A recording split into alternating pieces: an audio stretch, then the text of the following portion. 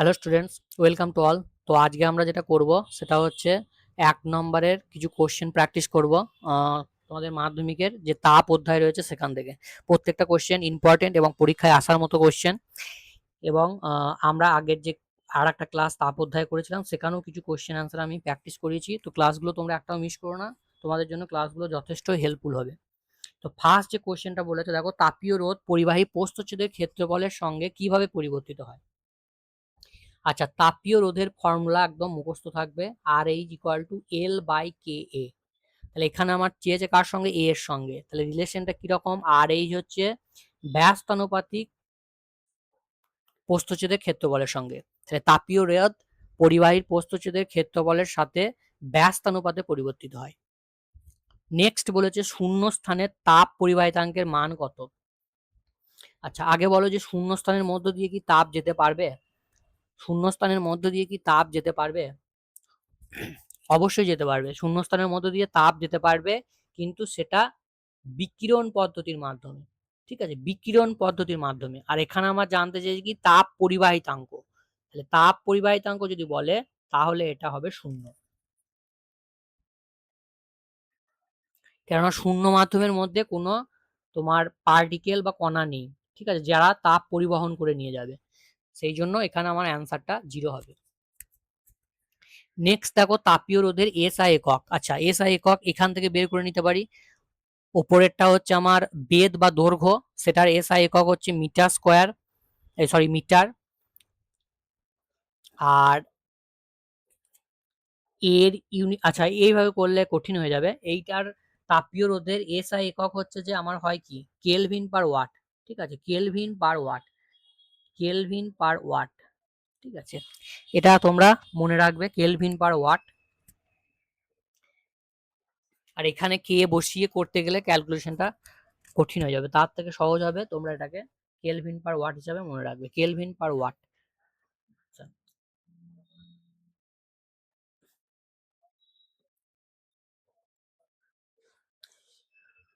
বেশ, নেক্সট হচ্ছে আমার গ্যাসের প্রারম্ভিক উষ্ণতা কত ধরে আয়তন প্রসারণ গুণাঙ্ক হিসেব করা হয়। আচ্ছা, প্রারম্ভিক উষ্ণতা কত ধরা হয় যদি আমরা সেন্টিগ্রেড স্কেলে বলি তাহলে 0 ডিগ্রি সেন্টিগ্রেড, আর কেলভিন স্কেলে যদি বলি তাহলে হচ্ছে 273.15 কেলভিন। ঠিক আছে, এটা তোমরা 273 কেলভিন লিখলেও ফুল মার্কস পাবে। আচ্ছা, নেক্সট দেখো 5 নম্বরের কোশ্চেনটা কি দিয়েছে। বলেছে কোন পদার্থের তাপ পরিবাহিতাঙ্ক সবচেয়ে কম। আচ্ছা, এখানে পদার্থ বলেছে, ঠিক আছে। তাহলে আমরা এটা ইন জেনারেল কোশ্চেনটা দিয়েছি আমি, যে কোন পদার্থের তাপ পরিবাহিতাঙ্ক কম। তাহলে আমরা জানি যে শূন্য স্থানের তাপ পরিবাহিতাঙ্ক সব থেকে কম হয়, তার মধ্য দিয়ে তাপ হচ্ছে পরিবাহিত হয় না। ঠিক আছে, বিকিরণ হয় বা বিকিরিত হয়, কিন্তু পরিবাহিত হয় না। বেশ, কিন্তু এখানে পদার্থ বলেছে, তাহলে আমরা যদি পদার্থের হিসাবে বলি তাহলে হচ্ছে যে কঠিন পদার্থ যদি বলি তাহলে হচ্ছে হীরক হবে। ঠিক আছে, কঠিন পদার্থ যদি বলি তাহলে হচ্ছে হীরক হবে। আর গ্যাসের মধ্যে যদি ধরি তাহলে হচ্ছে বায়ু হবে। নেক্সট কি বলেছে, আদর্শ পরিবাহীর ক্ষেত্রে তাপ পরিবাহিতাঙ্কের মান কত। আদর্শ পরিবাহী মানে তার মধ্য দিয়ে ভালো তাপ পরিবাহিত হবে, তার মানে কি এটা হবে অসীম, অসীম।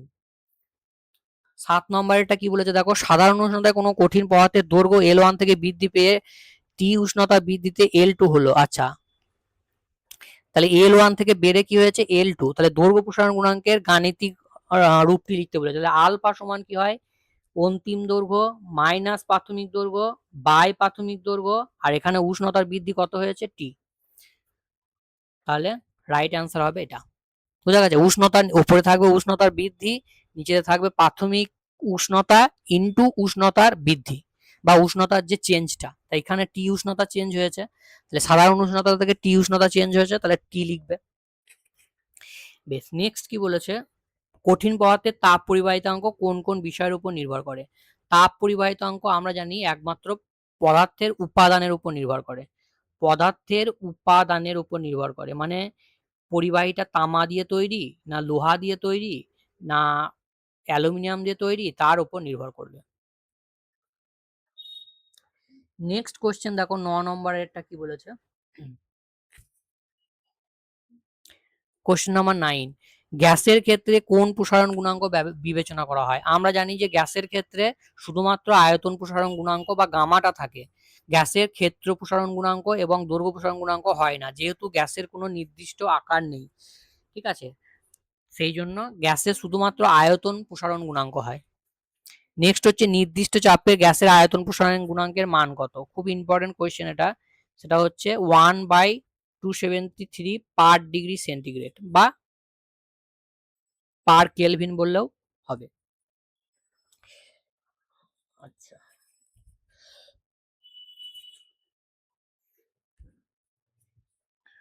আচ্ছা সরি, এটা পার ডিগ্রি সেন্টিগ্রেড লিখবে এটা। ঠিক আছে, নির্দিষ্ট চাপে গ্যাসের আয়তন প্রসারণ গুণাঙ্কের মান এটা 1/273 পার ডিগ্রি সেন্টিগ্রেড লিখবে। আচ্ছা নেক্সট যে কোশ্চেনটা বলেছে দেখো, তাপ পরিবাহিতাঙ্ক ও তাপ পরিবাহিতা সবচেয়ে বেশি হচ্ছে কোন ধাতুর? এটা হচ্ছে সিলভার বা রূপা। ঠিক আছে, সিলভার বা রূপা বা রূপো। নেক্সট বলেছে তাপ পরিবহনের ক্ষেত্রে স্টেডি স্টেট বা স্থির অবস্থা বলতে কি বুঝি?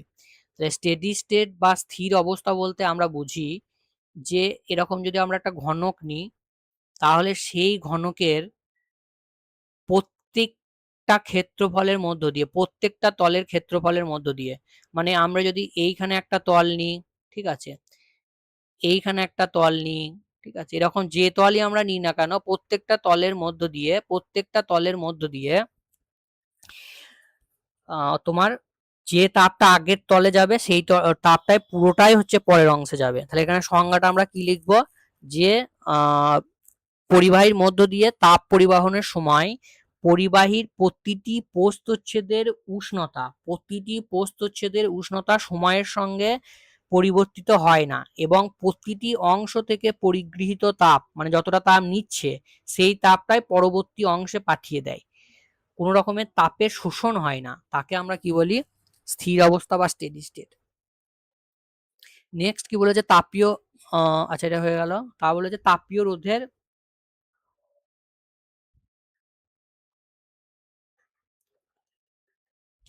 তারপর ওটাকে বলেছে তাপীয় রোধের গাণিতিক রূপটি কি? তাপীয় রোধের গাণিতিক রূপ। আচ্ছা তাপীয় রোধের গাণিতিক রূপ এক্ষুনি আমরা করে এলাম। আর H equals to L by K A, L by K A, এটা লিখবে, দিয়ে অবশ্যই কোনটা কি রাশি সেটা পাশে অবশ্যই উল্লেখ করবে। নেক্সট বলেছে তড়িৎ প্রবাহের সাথে তাপ পরিবহনের সাদৃশ্যে তাপ প্রবাহের হার কিসের সঙ্গে তুলনা করা হয়? তাপ প্রবাহের হার হচ্ছে তড়িৎ প্রবাহ মাত্রার সঙ্গে তুলনা করা হয়, তড়িৎ প্রবাহ মাত্রা বা কারেন্ট, ইলেকট্রিক কারেন্ট। এরপরে 15 নম্বর কোশ্চেনটা করো। 15 নম্বর কোশ্চেনটা কি বলেছে, যে লোহা তামা ও পিতলের মধ্যে কার দৈর্ঘ্য প্রসারণ গুণাঙ্ক সবচেয়ে বেশি? এটা সিকোয়েন্সটা হচ্ছে পিতলের সব থেকে বেশি হয়, পিতলের সব থেকে বেশি হয়, তারপরে হচ্ছে তামা, তারপরে হচ্ছে লোহা। নেক্সট বলেছে কোনো কঠিন পদার্থের ক্ষেত্রে আচ্ছা এটা কোশ্চেনটা দাঁড়াও, এটা মনে হচ্ছে কোশ্চেনটা ঠিক ওঠেনি গো।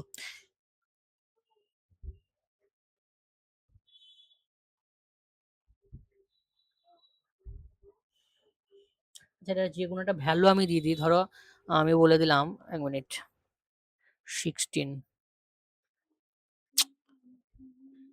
এইটা এই যে ভ্যালুটা দেওয়া আছে এইটা, 2.6 ইন্টু 10⁻⁵, 2.6 ইন্টু 10⁻⁵, 2.6 ইন্টু 10⁻⁵।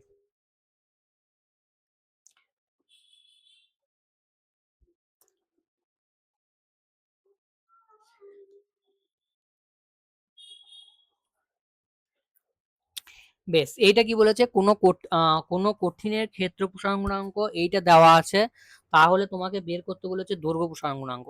আচ্ছা দৈর্ঘ্য প্রসারণ গুণাঙ্ক আর ক্ষেত্র প্রসারণ গুণাঙ্কের মধ্যে সম্পর্ক কি? সেটা হচ্ছে যে দৈর্ঘ্য প্রসারণ গুণাঙ্ক সমান হচ্ছে ক্ষেত্র প্রসারণ গুণাঙ্ক বাই 2।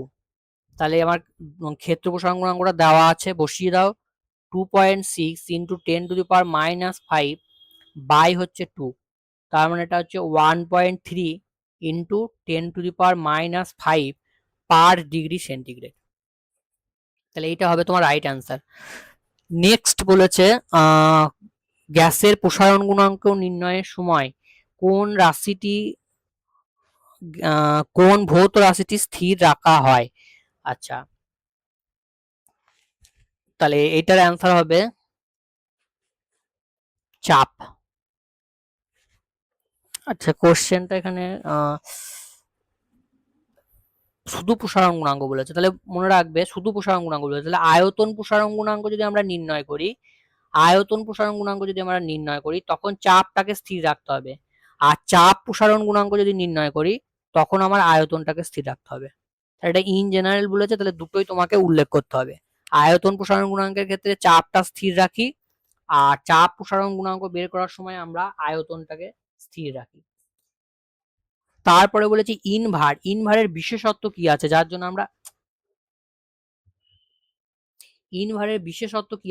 জন্য আমরা ইনভারকে ব্যবহার করি, বলো দেখি।